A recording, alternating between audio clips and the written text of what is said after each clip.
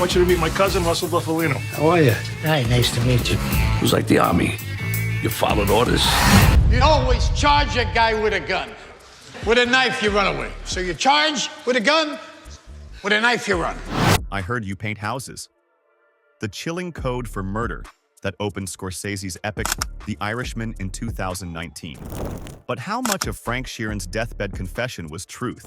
And how much was the desperate attempt of an aging mobster to secure his legacy? Today on Prime Time Throwback, we're digging into 12 obscure facts about The Irishman and the real Jimmy Hoffa case that even die-hard mob movie fans probably missed. From hidden government conspiracies to alternative suspects, these are the details Scorsese didn't want to confuse you with, but we're not afraid to reveal. 1. Hoffa's middle name was Riddle. In a twist of fate that seems almost too perfect, Jimmy Hoffa was born James Riddle Hoffa, his disappearance becoming America's most enduring criminal riddle. This ironic coincidence rarely gets mentioned, but it's the perfect metaphor for a case that's remained unsolved for nearly half a century. Hoffa rose from humble beginnings to control the International Brotherhood of Teamsters, representing truck drivers and blue-collar workers across America. By the 1950s, the Teamsters had become the largest and most powerful labor union in the United States, giving Hoffa unprecedented influence over the American economy. 2. Frank Sheeran wasn't even on the FBI's top suspect list. Despite The Irishman's compelling narrative, Frank the Irishman Sheeran wasn't initially among the FBI's prime suspects. The Bureau's top candidates were actually Salvatore "Sally Bugs" Briguglio, Thomas Andretta, and Gabriel Briguglio, all associates of Anthony "Tony Pro" Provenzano. FBI reports from 1975 show that Sheeran wasn't considered a serious suspect until decades later when he began confessing to author Charles Brandt. Many experts, including investigative journalist Dan Moldea, believe Sheeran fabricated his role in the murder to secure a book deal and financial support for his family after his death. 3. Hoffa's foster son likely drove him to his death. One of the most heartbreaking aspects of the Hoffa disappearance involves his foster son, Charles "Chucky" O'Brien. While The Irishman portrays Chucky, played by Jesse Plemons, as somewhat clueless about the murder plot, FBI evidence suggests he likely drove Hoffa to the location where he was killed. Hair-matching Hoffa's was found in a car owned by Joey Giacalone, son of Detroit mobster Anthony Giacalone, that O'Brien had borrowed on the day of the disappearance. O'Brien maintained his innocence until his death in February 2020, but many investigators believe he knowingly led his foster father to his execution, a betrayal of Shakespearean proportions. 4. Russell Buffalino's real nickname wasn't Quiet Don. The Irishman portrays Russell Buffalino, played masterfully by Joe Pesci, as the Quiet Don, a reserved yet powerful mob boss. However, his actual nickname was McGee, or sometimes the Old Man. Buffalino was indeed known for being soft-spoken and understated, but the film created a more cinematic nickname. What's truly obscure is how Buffalino maintained such a low profile despite his enormous power. While names like Carlo Gambino and John Gotti became household names, Buffalino operated largely in the shadows, controlling organized crime throughout Pennsylvania, upstate New York, and parts of New Jersey for decades without most Americans ever knowing his name. Like this video and subscribe to Prime Time Throwback for more hidden stories behind Hollywood's greatest crime classics. Comment below with other mysteries you'd like us to explore. 5. A football stadium.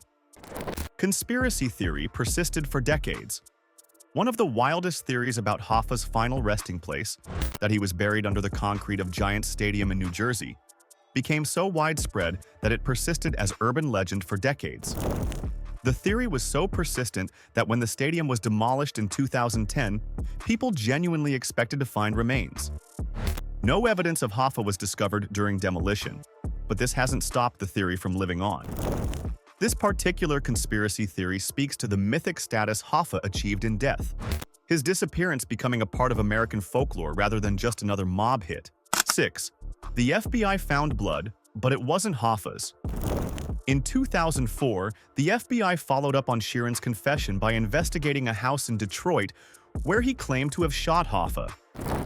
In a dramatic moment that seemed ripped from a TV crime drama, investigators tore up floorboards and found human blood exactly where Sheeran said the murder occurred.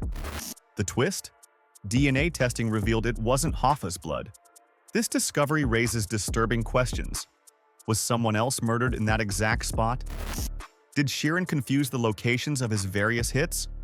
Or was his entire confession fabricated using details from an unrelated murder he had committed or witnessed? 7. Nixon's pardon came with a hidden agenda. President Richard Nixon's pardon of Hoffa in 1971 came with the unusual restriction that Hoffa couldn't participate in union activities until 1980. What most people don't know is the likely reason behind this restriction. The Teamsters had supported Nixon in the 1968 election after Hoffa ordered the union to back him from prison.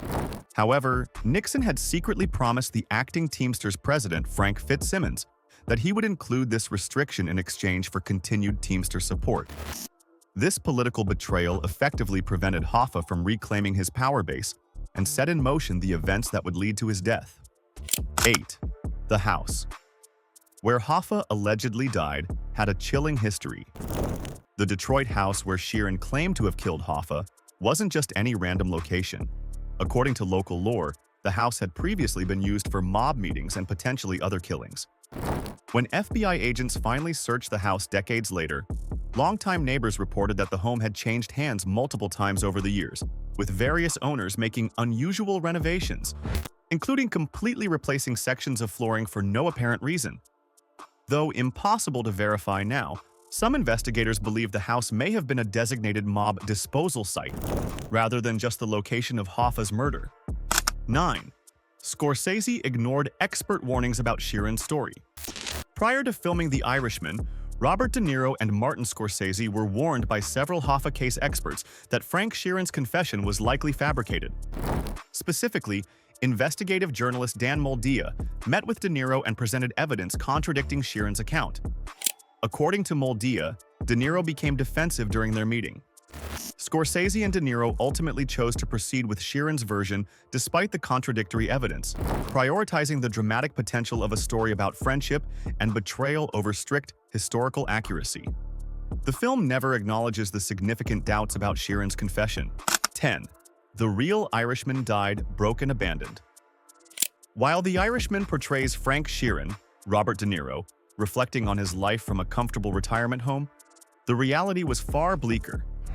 The real Frank Sheeran died penniless in a nursing home in 2003, largely abandoned by his former mob associates. His daughter Dolores noted that his most treasured possession was a gaudy gold and diamond watch that Jimmy Hoffa had given him years earlier. In his final years, Sheeran allegedly sought redemption through Catholic confession, though he never fully admitted his crimes to law enforcement. Whether his deathbed confessions were truth, exaggeration, or complete fabrication remains one of crime history's most tantalizing mysteries. Bonus fact: Hoffa's disappearance triggered a mob domino effect. What The Irishman doesn't show is the bloody aftermath of Hoffa's disappearance. In the months and years following July 30th, 1975, key suspects in the case began dying under mysterious circumstances in what many investigators believe was a systematic cleanup operation.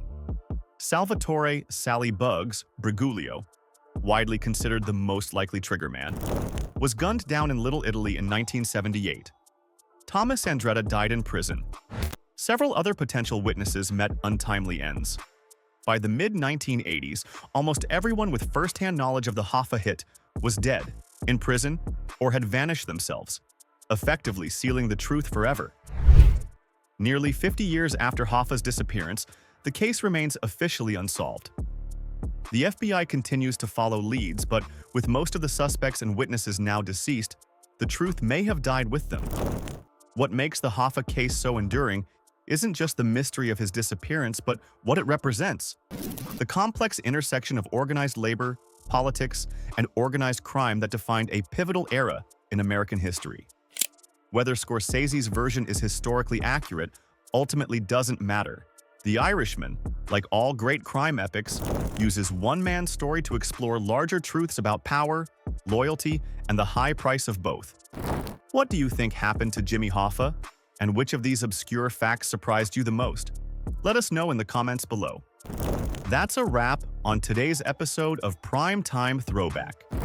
If you enjoyed these obscure facts about the Irishman and the real Jimmy Hoffa case, make sure to like this video, share it with your fellow crime film buffs, and subscribe to Prime Time Throwback for more untold stories from cinema's darkest corners. See you next time.